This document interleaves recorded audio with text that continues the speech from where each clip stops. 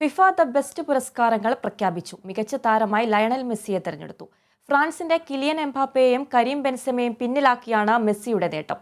മികച്ച പരിശീലകനായി Argentinian coach ലിയാണോൾ സ്കലോണിയും തെരഞ്ഞെടുക്കപ്പെട്ടു. ഫിഫയുടെ പുരസ്കാരവേദിയിലും ലോക ചാമ്പ്യന്മാർ അജയ്യരായി നിന്നു. മികച്ച താരം ഉൾപ്പെടെ അർജന്റീന നേടിയത് 4 പുരസ്കാരങ്ങൾ.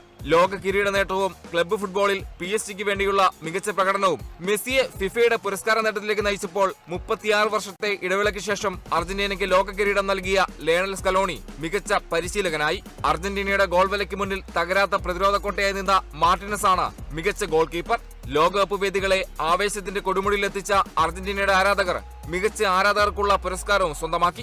മികച്ച വനിതാ താരത്തിനുള്ള പുരസ്കാരം ബാഴ്സയുടെ സ്പാനിഷ് താരം അലക്സിയ പുറ്റേസ് നിലനിർത്തി. ഇംഗ്ലണ്ട് ദേശീയ ടീമിന്റെ പരിശീലക സറീന വിയക്മാനാണ് മികച്ച വനിതാ പരിശീലക. മാർസിനോ ഒലക്സിയുടെ ഗോൾ പോയ വർഷത്തെ മികച്ച ഗോളായി തെരഞ്ഞെടുക്കപ്പെട്ടു.